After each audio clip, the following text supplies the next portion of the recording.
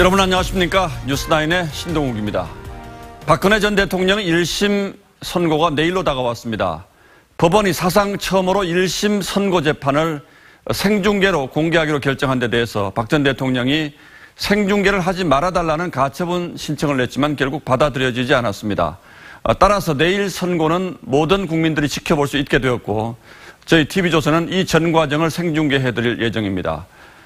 하지만 박 전 대통령은 내일도 역시 재판정에는 나오지 않을 것 같습니다. 오늘은 먼저 서울중앙지방법원으로 가보겠습니다.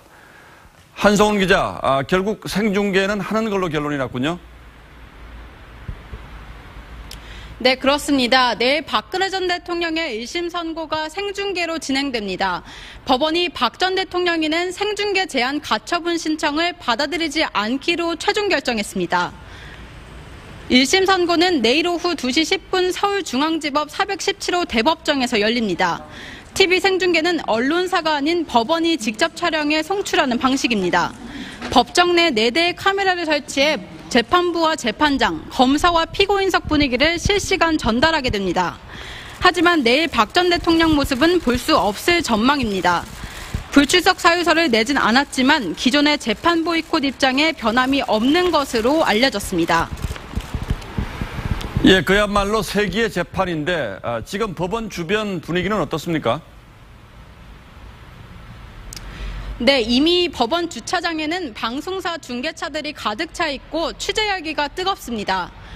법원도 경비에 초비상이 걸렸는데 내일 오전 11시 30분부터는 법원 정문에 있는 차량 출입문을 전면 폐쇄합니다.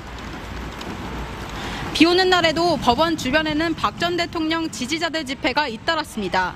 특검과 재판부를 향한 항의의 뜻을 담은 퍼포먼스를 벌이며 박 전 대통령 무죄 석방을 촉구했습니다. 내일도 6천 명이 넘는 지지자들의 집회가 예정돼 있어 경찰도 만약의 사태에 대비하고 있습니다. 예, 한 기자 말한 대로 박 전 대통령이 내일도 재판에 안 나온다면 이게 선고 결과에도 영향을 미칠까요? 검찰은 징역 30년을 이미 구형했죠. 네, 그렇습니다. 18가지 혐의를 받는 박 전 대통령은 지난 2월 검찰로부터 징역 30년을 구형받았습니다. 당시 검찰은 박 전 대통령은 국정농단의 최종 책임자로 헌정사에 씻을 수 없는 상처를 남겼다고 구형 이유를 밝혔습니다. 13개 혐의가 겹치는 공범 최순실 씨는 1심에서 징역 20년을 선고받은 상태입니다. 박 전 대통령의 재판 불출석도 변수가 될 수 있습니다. 사실상 방어권을 포기한 것이라 형산정에 불리하게 작용할 수 있기 때문입니다. 그래서 중형 선고가 예상된다는 관측이 나옵니다.